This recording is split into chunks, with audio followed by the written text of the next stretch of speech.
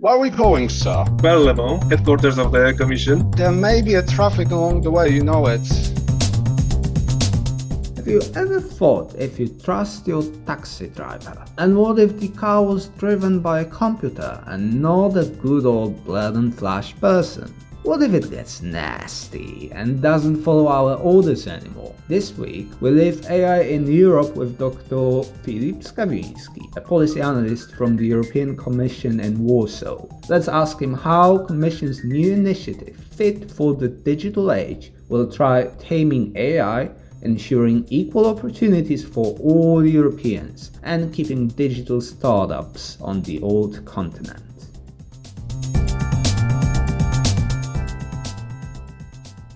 Hello, Dr Skawiński. Hello. Nice that you leave technology with us. Let's go straight down to the business. The European Commission is trying to make Europe fit for the digital age. Are we not in our best shape? Shall we visit the digital gym more often? The name may be a bit misleading. It's not about, shaping our bodies. It's about shaping our Europe in two ways, I would say. So what does it mean? First, we have to in Europe live up to the world today, which is more and more digital. Digital offers a lot of opportunities for us and individuals and for our countries and for the economy. This idea of the European Union means that on the level of decision makers, we want to make rules, regulations which allow to make benefit of all the digital changes, the technologies such as artificial intelligence, 5G, which will provide the necessary connectivity to plug in all the new machinery and equipment that will use artificial intelligence. But in order to make it work, we have to prepare our countries, our legal system, our EU, which also provides a lot of regulations for that. But there's also another aspect, which is helping individuals to make benefit of it, because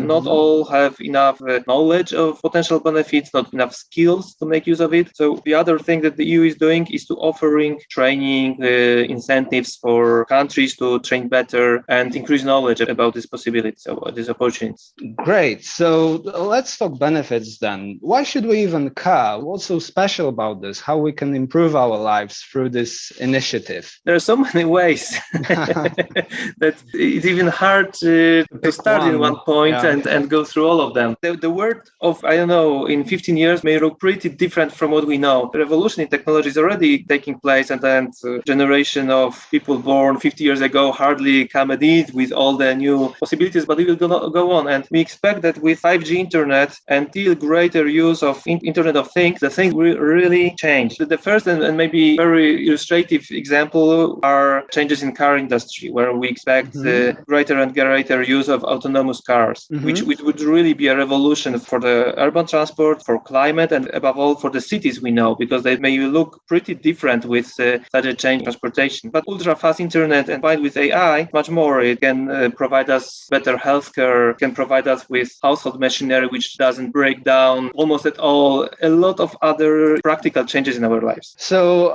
let's grill you on this point. You mentioned AI, and one of the sub-themes of the initiative is building bigger trust in AI, which involves two things. First, making people believe that AI can be trusted in terms of delivering quality services. That is put broadly, and to specify it. For instance, in healthcare, there are already possibilities that programs based on artificial intelligence could do a lot of diagnosis. The problem is whether we, as potential patients, will believe the artificial intelligence and will believe that it may do the diagnostics even better in many cases than actual physical. As we trust our doctor, our personal doctor in our GP. Yeah. It's a broader question of whether we trust science, because, for instance, now think how people react to anti-COVID vaccines. It turns out that 40% or 50% in some societies are not convinced by scientific evidence. It might be a challenge concerning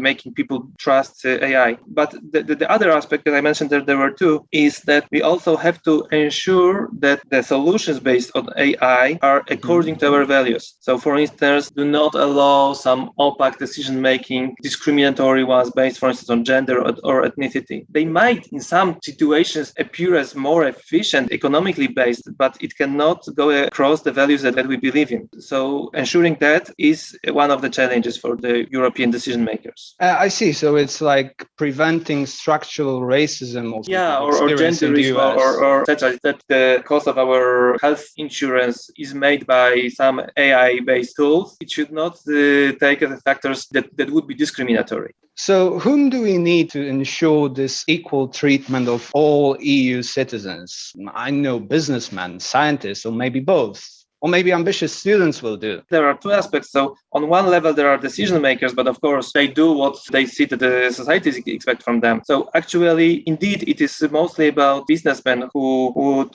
take risk to involve more and more AI in their products or services. And of course, scientists and engineers that would develop them. And surely there is plenty of room for ambitious students. After all, a lot of current digital-based services were developed in startups, often by ambitious students. It's also a matter of giving a room to scale up. The history shows that some very good digital tools were developed in Europe, but then developers moved to United States because there is a bigger market for them. If you compare, after all, EU is a bigger market than United States, but it's fragmented. And this initiative is also consists of removing the barriers for development of anything digital in Europe. Do you think that there may be a problem for these group of people that you just named to see the application of the work in everyday life? Or is it just on this policy-making level? Scientists and engineers who are already involved very much aware of the benefits. Concerning business people, there are some, as always, frontmen among them are aware of opportunities. What could be a little bit more difficult is to make understand the decision makers, how much there is to gain. Because, as I said, I'm by education and political scientist, so I understand how the decision-making,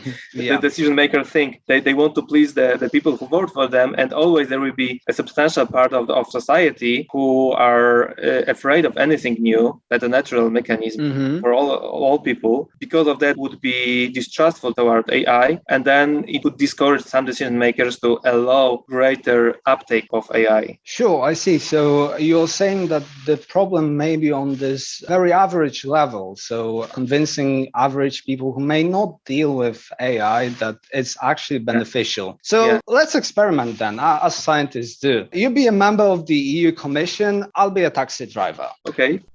Where are we going, sir? Berlemo, headquarters of the Commission. There may be a traffic along the way, you know it.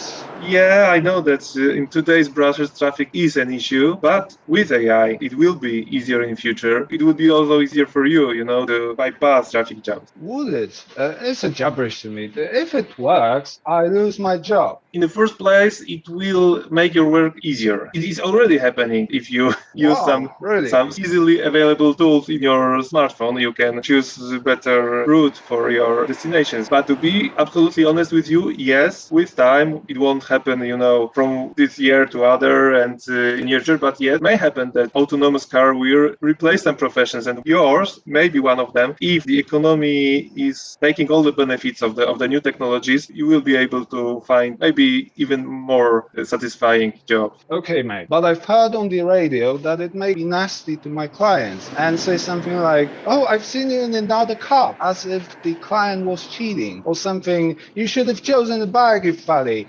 I wouldn't be seriously afraid of that. After all, you may just go into settings and disable inappropriate jokes in your in your app. Oh, that's nice. So yeah, people have to understand that artificial intelligence is not, at the end of the day, fully autonomous. It will use the resources that you allow it to use. You choose the app with a good sense of humor if you want, but if you think it's too risky, it won't. I see. The headquarters. Thank you. Our inquisitive taxi driver would love to hear more, even though the diplomat had to go. Where can he find more information? There is plenty of it on the webpage of the European Commission, and if you just type in your browser EU Artificial Intelligence Strategy, you will find it easily. It's that easy. This is how we live technology in Europe this week. Traditionally, we leave our audience with a question on this topic. Dr. Skawiński? A good question for the public would be to discuss in what areas of our lives we would allow the artificial intelligence to take care of things? Would it be education, medicine, veterinary, or there are some that we just are still too afraid of the new technologies to allow it to interfere in these areas of our lives? Thank you very much, dear listeners. Act on your imagination and share what you think in the comments. Thank you.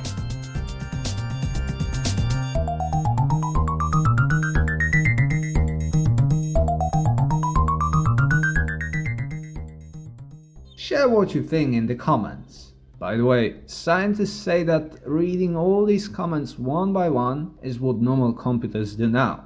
Quantum computers could read them all at once. See you next week when we will live quantum computing in Europe. Editing, writing and recording by Marcel Mordarski. Credits: BBC Sound Effect Repository and bsound.com.